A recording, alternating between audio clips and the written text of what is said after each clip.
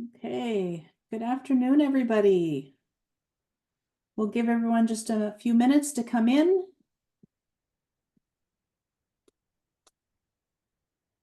We've moved up to 12 participants, 15. Up to 24 now, so there's still a few people coming in. So just as we're getting started, I'll let you know that as most of you have participated so far in all of the other sessions, hopefully you've been able to attend session 1 and 2. This is the third session that will continue until 2:30. This one is called Overcoming Adversity. And today we have our friend here, Matthew McKinnon.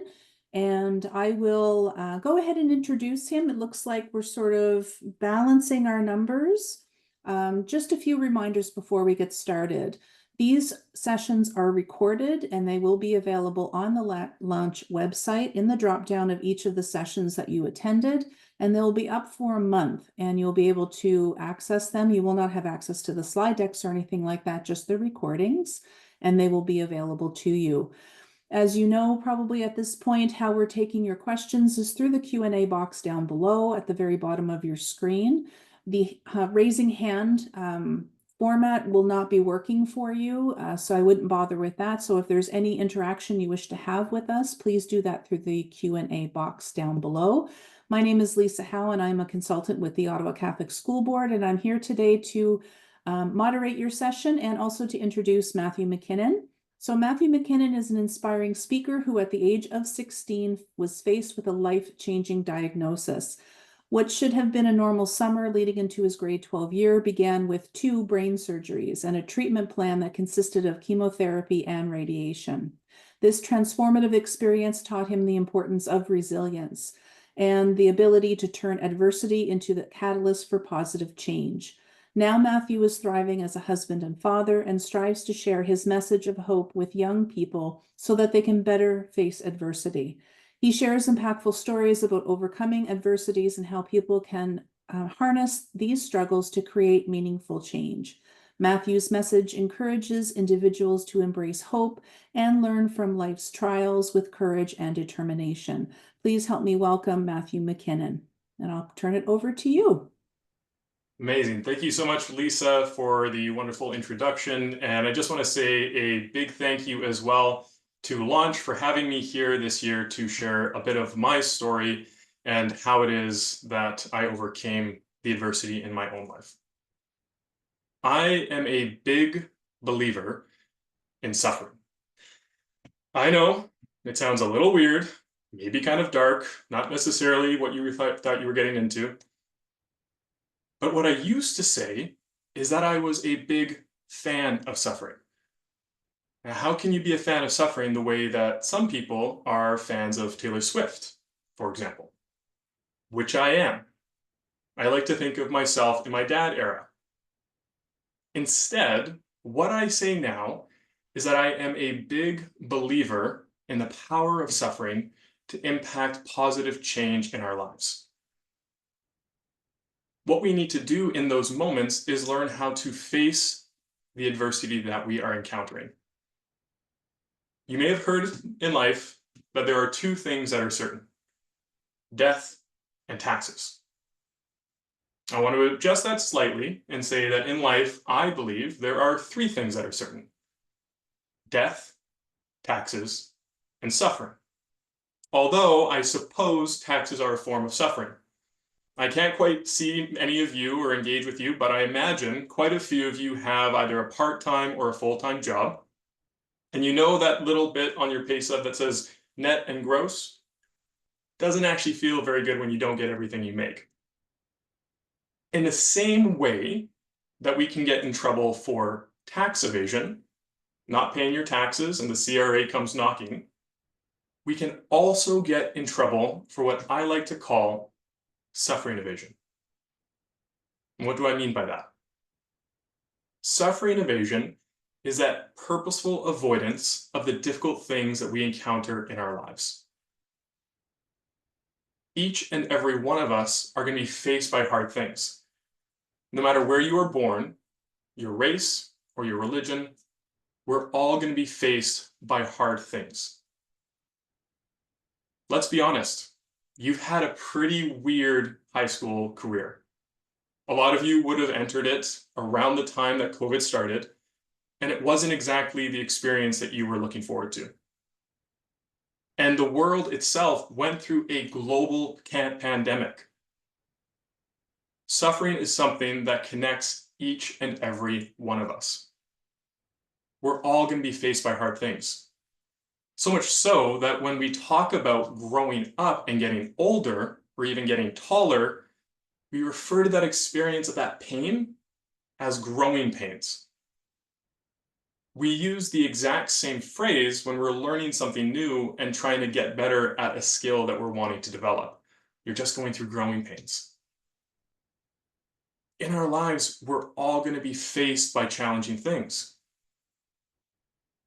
And the more that we run from these experiences, the less we're going to learn from them. And the less we learn from them, the less prepared we're going to be the next time that we're faced by something challenging. And I think we can all agree, we're going to face hard things again in our lives. In my own experience, I learned a phrase that's very simple that helped me to really capture the suffering that I was going through. It's that suffering that is not transformed is transmitted. I'm going to say that one more time. Suffering that is not transformed is transmitted. The way you can think about this, I'm sure we've all had the experience where we're on the wrong side of the bed, or maybe something happens that really throws off our mood. And instead of handling what was going on, or maybe doing things to correct that situation, we ignore it and just carry that weight around with us, when we're going through our day. We end up probably biting somebody's head off or getting upset with somebody who maybe didn't deserve it, and we transmitted our own experience onto those around us. Instead, we need to learn how to transform those experiences to be that catalyst for positive change in our lives. And that's what I'm going to be sharing with you through this workshop, and how it is that I learned about that as well. So often when we're going through hard things, it's very easy to ask the question, well, why me? Why do I have to go through this? And that's a fair question to ask. I think, though, that the better question is, why not me? What can I learn from this? How is it that I can transform this into a catalyst for positive change? Now, you might be sitting there behind your screen being like, whatever, Matt, whoever you are, you don't know what I'm going through. You don't know the experiences that I've had, what's happening in my life. And you're right. I don't know you. I don't know what hardships you're facing, and you don't necessarily know what it is that I've been facing. But what I want you to know is that what you're going through matters. The difficult thing that you're facing right now matters. So often when we're going through hard things, we can look at the people around us and compare our own suffering to what they're going through. And if for whatever reason we feel like what they're experiencing is more difficult than our own situation, we might diminish and put aside what we're going through. I believe that is the wrong approach. I also believe that each and every one of us inside of ourselves has the strength to face the difficult thing that we're encountering. I'd like to share why it is that I am a big believer in suffering. Not that long ago, I was 16, the same age that you are now, planning to go to university for civil engineering. I was playing football with the team I had been with since in grade 8. Again, I'm from BC. I know it's slightly different. I'm 8 to 12 versus 9 to 12. But there was a moment there on the football field where I was running a play, and my coach wanted me to play a different position that year. So I was getting ready. I was about to run out onto the field, and I remember I was going for the ball. The quarterback threw it to me. It was a beautiful pass. And when I went to catch it, I completely missed. I remember walking back to the huddle and looking at my hands being like, what is going on? I'm not the best football player, but I wasn't that bad. And my coach called me over And he said, Matt, what's happening? What happened? I said, Coach, I don't know. I'm seeing double, it's blurry, I can't quite see straight. And he called over the assistant coach to check on me, and they thought I might have a concussion. They suggested that I go see my family doctor, and later that week I did. And when I went to him, I had started to experience some nausea, and he said, okay, Matthew, we usually only give this medication to cancer patients. What? Bit of a red flag. But we're going to give you this anti-nausea medication, and we hope it helps. I went home, and the medication definitely helped. But around that time, things were getting worse, and my parents decided that we should go in to see a chiropractor as well, in case it was a concussion. I don't know how many people watching right now have ever been to a chiropractor, but the guy could feel my head, and he could tell that the fluid that is around my brain that's protecting it wasn't flowing properly. Things continued to get worse, and eventually my parents decided that we should go into the hospital for a CT scan. It was at that CT scan that I was diagnosed with something called sinusitis. I was given medication, I was sent home, and I was like, great, things are going to get better. I have an answer, there's medication now. But over the weekend, I had what me and my parents could only describe as seizures. Suddenly we thought this might not be the answer. So we went back to the hospital, and I got into an ambulance to BC Children's Hospital. Again, I was 16, big kid going to BC Children's Hospital. But when I got there, they rushed me in for an MRI. And I remember the moment after the scan was done, waiting in the hospital room, and the doctor coming in and saying those words, Matthew, you have a brain tumor. I had a brain tumor. My whole life turned upside down. All the plans that I had, getting ready to leave high school, go into the world, pursue civil engineering, all these grand ideas puffed away. They took that scan and they actually sent it to the neurosurgeon who had gone home for the evening. This man had just finished a full day's work, but when he got that scan, he said, we need to perform an emergency brain surgery tonight. He came in and that evening performed an emergency brain surgery that saved my life. Had I not had that, I could have passed away in a number of days. 5 days later, on Father's Day, I had a second brain surgery to remove the tumor. Again, I was a big kid in a children's hospital. It's tough to tell on the screen. I'm just about 6 feet tall. But at the hospital in BC, they only had 6-foot beds. I had to remove the footboard off of each one. And I don't know how many of you have seen the movie Elf.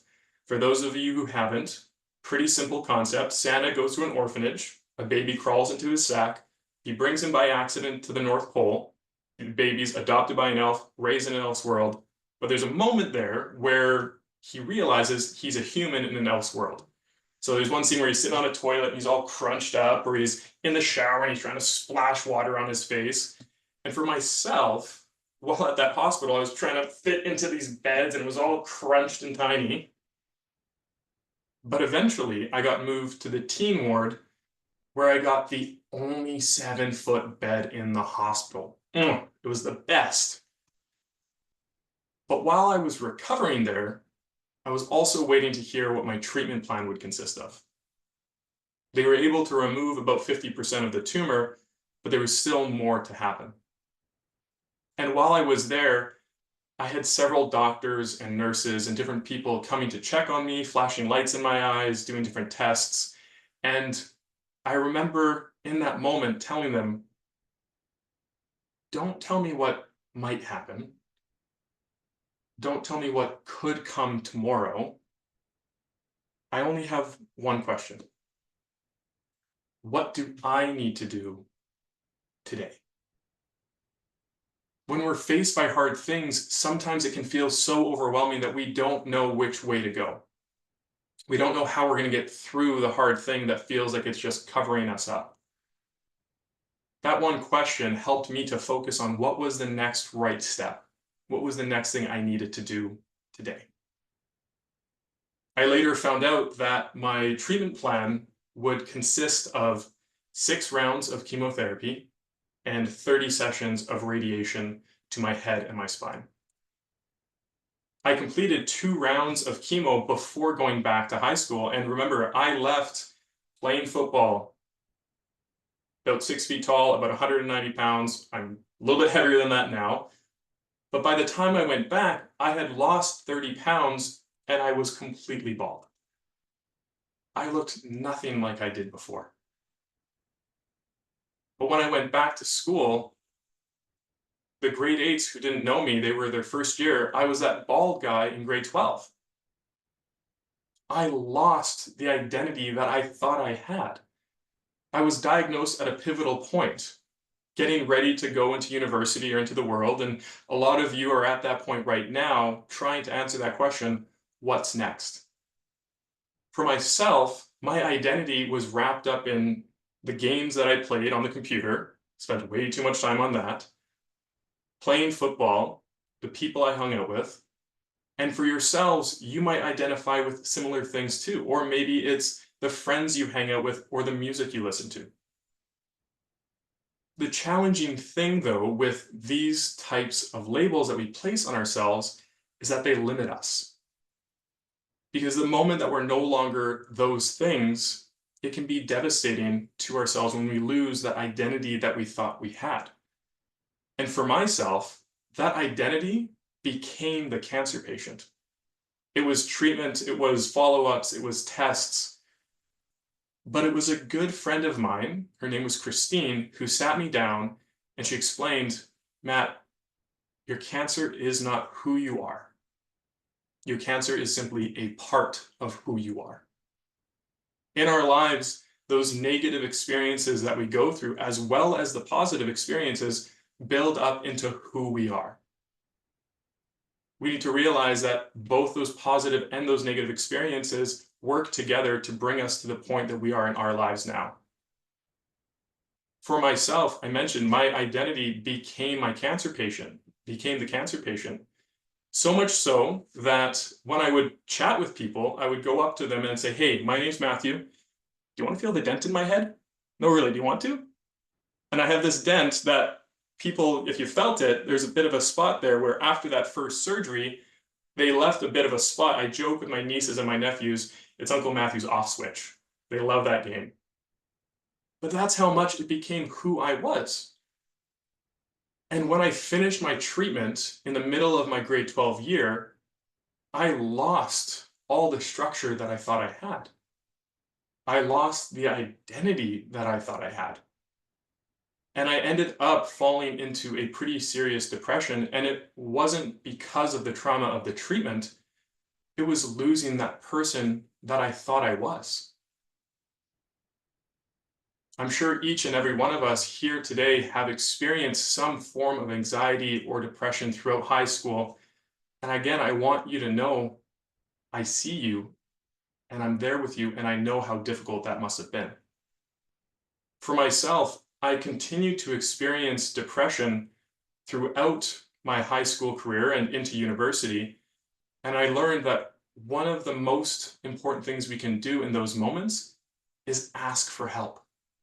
Reach out to somebody around you. For myself, it was a counselor that made all the difference. I saw her regularly, and she taught me something that really helped to kind of focus in on how I could deal with the stress in my life. Now, she explained something that's called the window of tolerance. Now, the window of tolerance is very simple. It's 2 lines right across, and inside this space in between the 2 lines is where we try to operate in our day-to-day. Another way we can think about this, I'm sure many of us here today are driving cars or learning to. When you're on the road and you're driving down the street and you're keeping your eyes forward, one of the things that they'll teach you is there's these lines on the road that you need to stay within, right? And if something comes out and pushes you out of that lane and you have to swerve back, the first thing you do is course correct and get back into your lane. In our lives, in this window of tolerance, there are things that affect us and will push us above or below this window. Those are the stressors in our lives, those things that create those negative feelings that will eventually push us outside of this window of tolerance. What we have to do, though, is learn ways to course correct and to come back into that window. These things look like the structure that we build into our lives. I mentioned that when I finished my treatment, I lost that structure of being a cancer patient. I had to figure out new ways to build that structure and those routines in my life, and that can look simply like exercising regularly, getting a good sleep, having a bit of a routine into your day, so that you're not dealing with the ambiguity or the unknown throughout your day that creates those added stressors. The other thing that she taught me was the idea of clean stress and dirty stress. Pardon me. Clean stress, she explained, is the stress that comes with being human, being a student. That could look like being stuck in traffic on your way to school, simply getting up early enough to get to your classes, or maybe studying for the exams that you have as you're getting ready for finals, or applying for universities. Dirty stress, on the other hand, are those stressors in our lives that we have some kind of control over. They're things that we are able to affect, and one of the worst forms of dirty stress, at least in my own life, and you may resonate with this, is negative self-talk. It's those tapes that go on in our head that say, you're not good enough. You're not going to be able to do this. You can't apply to that university. You're never going to make it in. It's finding ways to have a different tape in our lives that we're able to combat those negative self-talk tapes. One of the other ways in which we create dirty stress in our own lives is by taking on way too much. We don't want to miss out on these experiences. We don't want to experience FOMO, so we say yes, yes, yes, yes. These are just some of the ways and the strategies in which we can operate more within that window of tolerance and handle and manage the stress in our lives. Again, reaching out to people around you, whether that's a friend or a family member or a counselor. It's being aware of where am I right now in my window of tolerance, and are there stressors in my life that I can change? As well as creating a sense of routine and structure in our lives so that we're better ready to face that adversity rather than running from it. So that we're ready to transform that experience to be a catalyst for positive change in our lives. The second way in which we can grow in resilience and be more prepared and ready to face those hard things is by setting ourselves up for success and showing up each day. For myself, when I finished my treatment and I graduated from high school, I got very involved with an organization called the Canadian Cancer Society. I'm sure many of us know it. It's quite large and well known here in Canada. And I would say yes to every single opportunity that came up and was offered to me. I would speak at events, I would help to fundraise, I would share my story, I would go on the radio. And eventually, it got so busy and so much that I started to experience burnout. Those other areas of my life were being affected. Those things were being transmitted into those areas and creating an impact and affecting how effective I was in them. Again, it was a good friend of mine, Christine, who sat me down. God bless Christine, she's done it twice now. And she said, Matthew, I want to teach you a very important word. I said, okay, Christine, what's this word? She said, it's 2 letters. My 2-year-old knows it very well. I'm guessing many of you already know what it is. No. Sometimes in our lives, when these opportunities come up and we're excited and we're wanting to get out there and do the thing, we need to be okay with saying no. As you go out into the world, there's going to be different opportunities, and realizing that sometimes saying no is really saying yes to something else. Saying no to an opportunity is saying yes to the things that you've already committed to. Again, I failed in handling the dirty stress in my own life by taking on way too much, and this led me to a case of burnout, and I needed to learn, how can I set myself up for success and be ready for the things that come my way by not taking up so much time in my own life with all these things. And that's the thing, is we only have so much time in our day. One of the other things that I try to practice as much as I can is being kind to your future self. Now, I'm sure we've all had this experience where we know there's something we should do. Maybe it's a homework assignment, maybe it's an application for a university, maybe it is simply cleaning the dishes that your mom's already nagged you about 3 times. Well, let's say in the moment, instead of doing the thing that you probably should do, you ignore it and you're like, it'll be fine. It's okay. Well, inevitably, whether it's a minute later or a week later, that thing needs to be done pronto. And all of a sudden you have all this stress going on. And in that moment, you're probably thinking, past me is a real jerk. Like, he should have done this or she should have done this. But instead, let's say in the moment when you're like, I should do this application so I get it in before the deadline, and you do it in that moment, you're being kind to the future version of you. And you're doing something right now for the future success of yourself and taking off the plate some of those added stressors that might come later on. We need to figure out, how can we set our future selves up for success? One of the biggest ways that we're able to take actions in the moment, especially when they're difficult and are a bit of a sacrifice, is by understanding why we're doing what we're doing. And why is it an interesting question?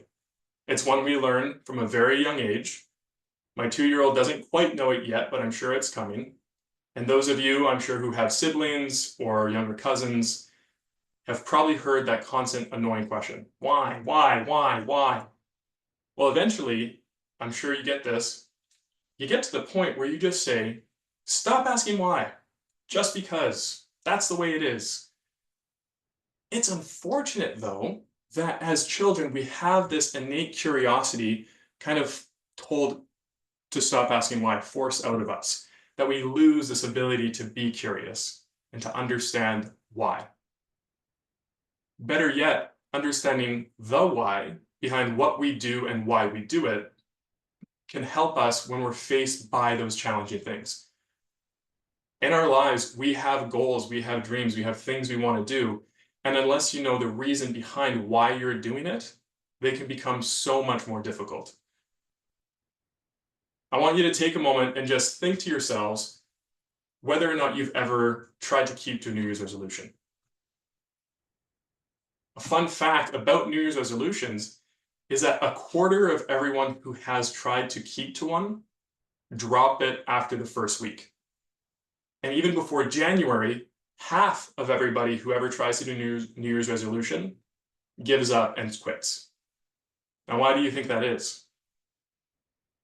Sometimes it's because they didn't have that clear why behind what it is that they were trying to do or trying to accomplish. Instead, it was, I want this quick and easy thing. I'm going to try and go to the gym 5 days a week. Well, why? Because I've tried to do that and getting up that early, it ain't going to happen unless I know exactly why I'm doing it. For me, that why became so much more clear about 1.5 years ago when I was laid off from my job unexpectedly with a less than 6 months old son and a wife who was still on mat leave. My why behind the extra hours that I spent working on my resume, reaching out to the people around me, and trying to find a job was because I needed to support my family. This is the thing that drove me forward despite the difficult situation that we were under and that we were facing. When we're clear on the why behind what we do, the path forward in any adversity becomes so much more clear. When we know the why behind those actions, any how we need to complete becomes so much more realistic and we're more capable to do that. Now, I shared at the start, I am a keynote speaker. I spend my time going to high schools and universities, sharing my experience. And if there's ever an event that you're having at your school, it'd be wonderful to come and share a little bit more. I talk about resilience, I talk about adversity, and I do want to share one more story with all of you, but please feel free to reach out on socials or on my website. It'd be great to get connected. This final story, though, and this final way in which we can grow in resilience and we can face the adversity that we have in our lives is about mindfulness. In our lives, we're going to be faced by those hard things. And I don't know if anyone here has ever been whitewater rafting or has ever had the experience of going whitewater rafting, but I got to go in BC, and I was sitting there, I was putting on my gear, I was getting ready to go and zipping up. I got the helmet on, and the instructor's explaining how this works. I'm like, okay, I got it. And he says, if you fall in, if I fall in, he explained that if you fall in and you're under the water and you don't know which way is up, don't start swimming back to the raft and trying to hoist yourself on like some Olympic swimmer. Instead, remain calm, keep your hands up and your feet out in front of you, and find a way to safety on the shore. Don't immediately fight the current, but instead be aware of what is going on and what is happening around you so that you can make that way to safety. In our lives, sometimes the adversity that we face and the experiences we go through feel like they come like a rushing river that we just can't even handle. In those moments, we need to stay present and stay here in order to combat those things and find a way to safety.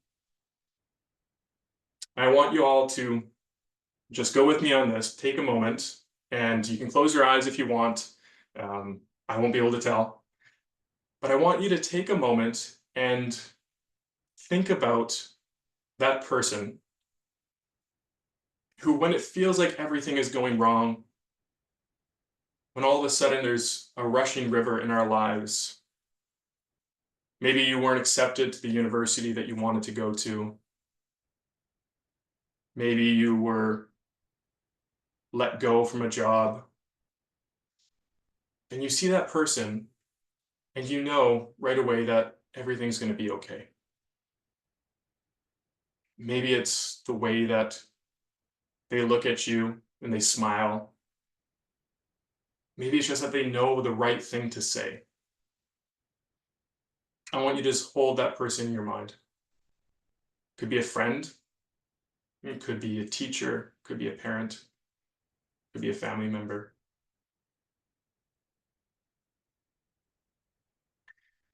For me, that was a young woman by the name of Brooke. Now, again, I was a big kid in a children's hospital. And there was a teen group at this hospital that would go on different excursions, different events, and most of the time, I was older than everybody. And while I was at one of these events, I met someone who was actually older than me, and it was great. Brooke and I hit it off. She had these round glasses, the short shoulder-length hair, and a smile that just really made you feel seen. And Brooke and I hit it off. We became fast friends, and we would always go to the events together. And it was at one of these events that I could tell something was wrong. Brooke wasn't her normal smiley self. And at the end of it, she explained that her cancer had come back. She was in palliative care, and I didn't know what that word meant, and it essentially meant that she was at end-of-life treatment. The thing is, though, Brooke had something called her living list rather than bucket list, which is a concept I absolutely grew to love. And Brooke's living list was to go to as many concerts as she could, and that evening, Brooke invited me to Taylor Swift's 1989 concert in Vancouver. I told you I was a fan, but I guess my era is more 1989. It was an amazing day. I picked her up. We went kayaking. We ended up going and getting some gourmet donuts. We got a Starbucks, ended up going to the concert and had an amazing night. And I ended up taking Brooke home, and I got to really enter into her living list in that moment. It wasn't long after that, though, that I was going to the hospital. I was walking down the hallway for a routine checkup, and I was walking down the hall, and somebody tapped me on the shoulder, and I turned around, and it was Brooke's dad. He said, "Matthew, you need to come to the ICU. Brooke isn't doing well." I went to the room, and I remember walking in, opening the door, and Brooke was laying in that hospital bed and with a gown on, and the lights were off and her glasses were off, and she still gave me that smile, but I knew everything wasn't going to be okay. I went and sat down at her bed, and we got to visit for a short time. And when I got up to leave, I said my goodbyes, and unfortunately, Brooke passed away the next day. It was at her celebration of life, though, that the minister explained Brooke had a phrase that she lived by. It was 3 simple words: live your dash. He explained that that dash can be found on our tombstone between our date of death and our date of birth. There's that little line in between. He went on to explain that that dash represents the present moment, being here and being now, not worrying about what happened yesterday or thinking about what could come tomorrow and getting anxious and stressing about that. For Brooke, it wasn't about having gone through her treatment before and the thought that it could come back. It was living here and now. And for yourselves, as you're getting ready to launch into the rest of your life from high school into university, college, travel, a gap year, whatever that might be, it's not worrying about the things that possibly could happen. It's being present here in the moment. When we're faced by hard things and they're flying at us from every angle, we have a single moment whether we choose to respond or react. In those moments, we need to face the hard thing that's in front of us. We need to embrace that current that's pushing around us and stay mindful of the experiences we're going through. We need to learn from those challenging experiences rather than running from them. And we need to transform that experience rather than transmitting it. In our lives, we're going to be faced by hard things. We're going to be faced by moments of adversity, moments of suffering. And the thing is that suffering needs to be felt. It needs to be faced. It needs to be embraced. It needs to be learned from, and it needs to be transformed. So as we round out our time together, I only have one question. How are you going to face the suffering in your life the next time that it comes? Thank you so much for your guys' time. Thank you, Matthew. That was wonderful. I know there's 3 things that I loved from your presentation. I love the term clean stress and dirty stress. Did you make that one of our questions? I'm literally crying. Oh no. Yeah, I love that term and also the live your dash. One of my questions, because you mentioned your tattoo here, which is the dash. I don't know if anyone else is wondering this. What's the significance of your semicolon? So great question. And to answer that, I'm going to roll up the other sleeve just to show off this one too, because many people will know what the ribbon is for. Usually it's a form of cancer or ways of supporting people. But the semicolon is often used as a reminder or for a symbol when it comes to mental health. For those who have studied English, and actually, Lisa, you teach English, if I remember chat earlier, how is the semicolon usually used in a sentence? Well, it's taking 2 complete sentences and joining them together. Right. Is the basic definition. Yeah, and instead of putting a period and ending the thought, using a semicolon to stay connected, but in a different direction, right? Yes. Right. So for mental health, you'll maybe see this in different people's tattoos. It's around mental health, but often also around struggling with suicide and difficulties around that. And for myself, that followed my cancer treatment and the difficulty with mental health. And I keep it as a reminder of not putting the period, but putting the semicolon and continuing on in a different direction. Oh, what a wonderful, wonderful symbol. Yeah, thank you so much. Thank you.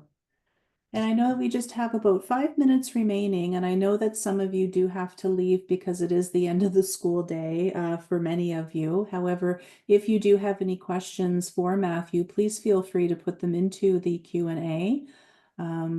We'll stay on for a few more minutes if anyone has any specific questions they would like him to address.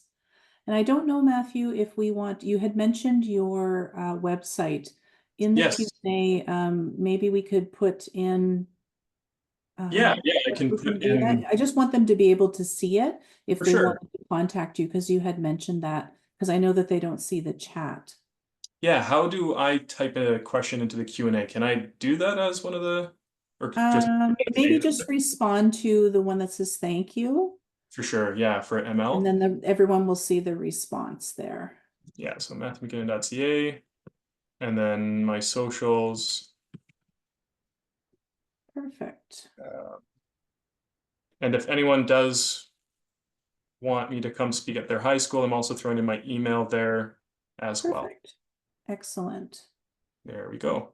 Okay, hopefully everybody can see that okay. So matthewmckinnon.ca, handle at MatthewMCK says, and Yep. info at matthewmckinnon.ca. So hopefully you'll be able to all see that. And I know that there's one person here who says, I lost a family member due to breast cancer. I'm glad you had a different experience.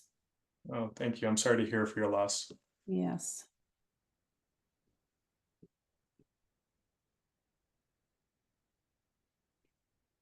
Oh, we have another one. Thank you so much. It was a very thought-provoking workshop. Thank you for sharing your story. This made me cry. Thank you so much, Matthew. This was great. Heart. Thank you for your story.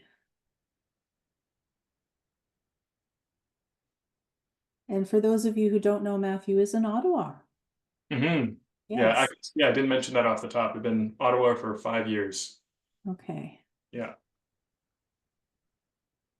Well, I think that we've answered everyone's questions here, and I just wanted to again thank you so much for opening your heart to us through your story and through your wise journey. I know that it was not a journey that anyone really wants to take, but it's one that you were able to hold the reins of and make it your own. So we really appreciate the time that you've taken today.